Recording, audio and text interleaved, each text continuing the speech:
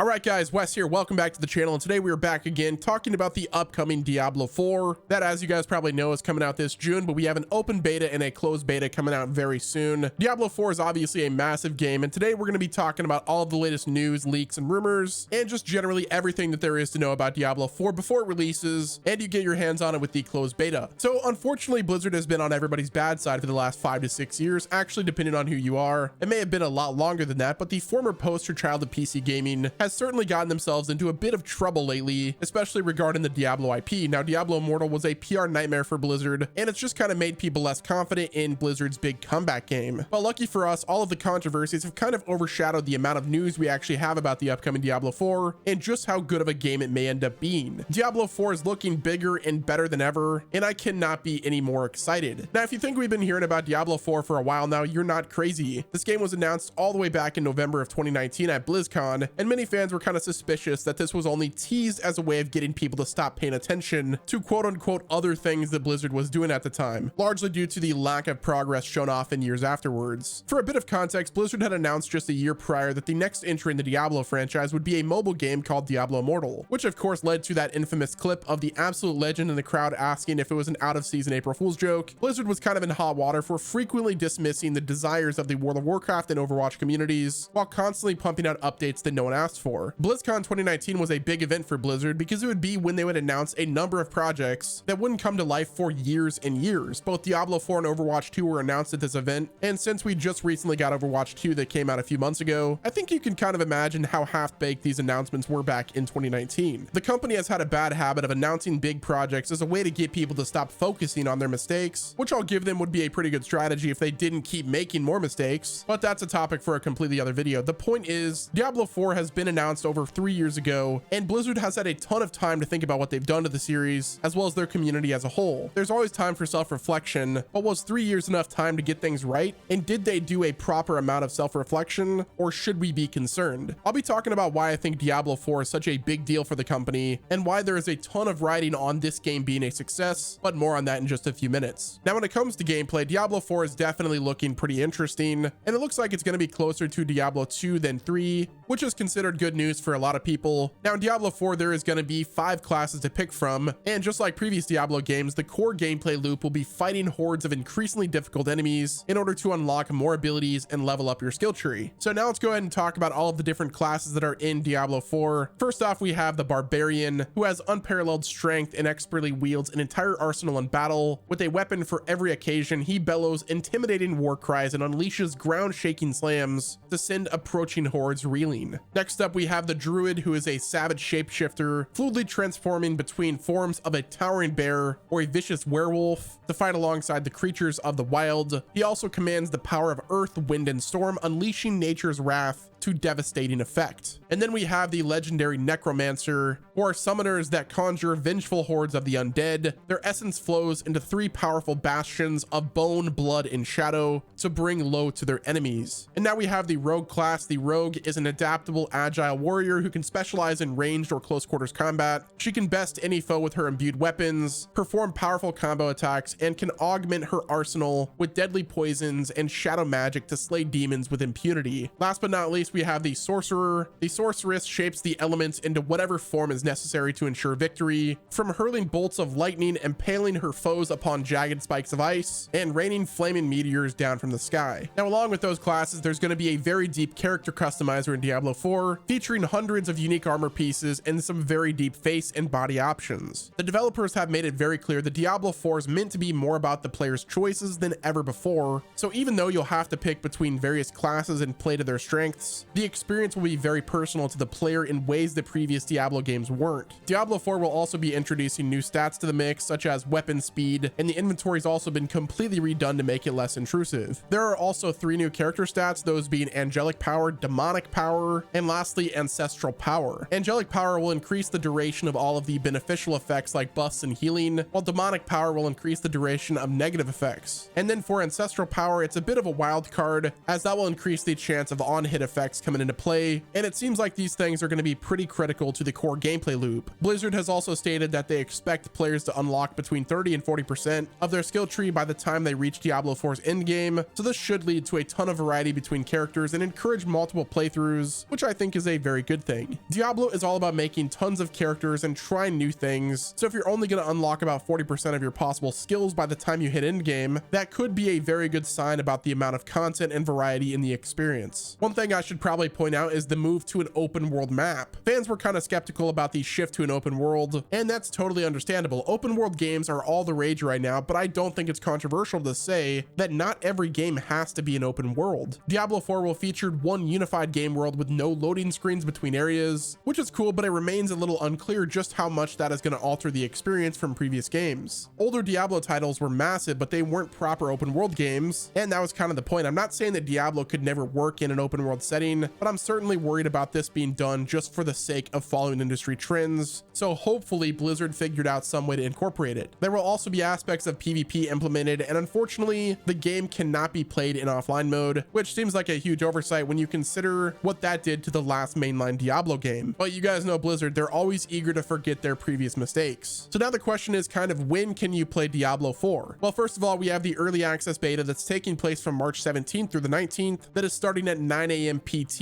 and then the open beta is starting from March 24th through the 26th. And if you want to get access to the early access beta, you have to pre-purchase the game, which will be available on Battle.net, Xbox Series X and S, Xbox One, and PS5 and PS4. Now, what are you going to be able to do in the open beta is the biggest question that people have been asking. Well, first and foremost, the level cap is going to be 25, and we'll be able to adventure through the prologue as well as the Act 1, and of course 4-player co-op. You will be able to access all 5 classes in the open beta, and we'll be able to explore the treacherous demon-infested landscape of Fractured Peaks, which will be the first zone that we'll be able to explore, and then we'll be able to battle against different world bosses, which is looking like the first world boss we'll be able to fight is none other than Ashava. A whirlwind of pestilence has recently emerged in Fractured Peaks. Journal entries recounting sightings of this gargantuan plague bearer make note of her 2 massive forearm blades and ability to coat the ground in a viscous poison. Her blades, which can clearly cut through stone and flesh alike, are to be feared. Records appear to mention a way to weaken Ashava, but unfortunately that portion of the page has been corroded away. It is thought that one wanderer alone cannot bring this beast to its knees. Come prepared for an intense fight and recruit your friends and other players to pursue the ultimate glory of conquering one of Burning Hell's most heinous creations to date. Should you find a path to victory, a sizable loot drop awaits. So that is at least one of the world bosses that we will get to fight during the open beta. Now, if you guys want a chance to take down Ashava during the open beta and early access weekends, will be as followed. March 18th at 10 a.m., 12 p.m., 10 p.m., and midnight PDT, and then on March 25th at 10 a.m., 12 p.m., 10 p.m., and midnight PDT as well. So if you plan on conquering a world boss during your time with the open beta, then make sure you're available at those times. Now, you're probably wondering, when am I going to be able to download the open beta or the closed beta? Well, by the time you're watching this video right now, you should be able to go download on whatever platform you're using and start the download right now. So March 15th at 9 a.m. PDT for the early access, and then March 22nd at 9 a.m. PDT if you guys are just going to wait until the open beta. The hype is definitely real for Diablo 4, and I cannot wait for it to come out. But as I've been alluding to, the reason that Diablo 4 is such a big deal for them is because unfortunately the IP as a whole has gone downhill extremely quickly. Diablo 1 and 2 were some of the most beloved games on PC of the 90s and 2000s, but then they started getting a little bit messy with the third game. Diablo 3 launched in 2012 for the PC and then a year after for consoles, but that very long wait between games seemed to make Blizzard a little bit too relaxed. Diablo 3 had one of the worst launches in gaming history due to the always online policy that they had, and Blizzard servers being completely unprepared for the amount of players. Granted, Blizzard did apologize for that, and I guess at the end of the day, this could have been forgiven since Diablo 3 had a much larger launch than anticipated, but it wasn't a great sign of things to come. In addition to the busted launch, Diablo 3 made a lot of gameplay changes in order to make the game more casual friendly and less hardcore, which obviously pushed away a lot of the longtime fans. This effort to make Diablo more casual hit critical mass with the release of Diablo Immortal in 2022, which featured some of the worst things about a mobile game shoved into the skeleton of a Diablo game. Needless to say, Blizzard fans are really concerned about Diablo 4 and the direction that Blizzard has gone with the last couple of entries in the series. Overall, Diablo 4 looks like a very interesting game. I completely understand why a lot of people are skeptical though, and Blizzard certainly has a steep hill to climb before they win back the trust of consumers, but I think there are some really good ideas here. The 5 confirmed classes all seem very interesting, and the changes to the skill trees and leveling systems seem conducive to a really replayable game. On the other hand, the return to an always online format for a game like Diablo seems like an unfortunate mistake, but I guess we'll see how the game is once we play the open beta. But what my gut is telling me is I think that this game is going to be a lot bigger and better than we all expected it to be, which I think is a good thing. But I'm curious to hear what your thoughts are in the comment section. Like the video, subscribe to the channel with your notifications turned on. Let me know if you plan on playing the early access or if you're going to wait until the open beta. Apologies for sounding so sick. I am definitely under the weather, but I appreciate you guys bearing with me, and hopefully this video was interesting enough for you guys. Thank you all for watching, guys. This has been Wes, and I will talk to you guys in the next video.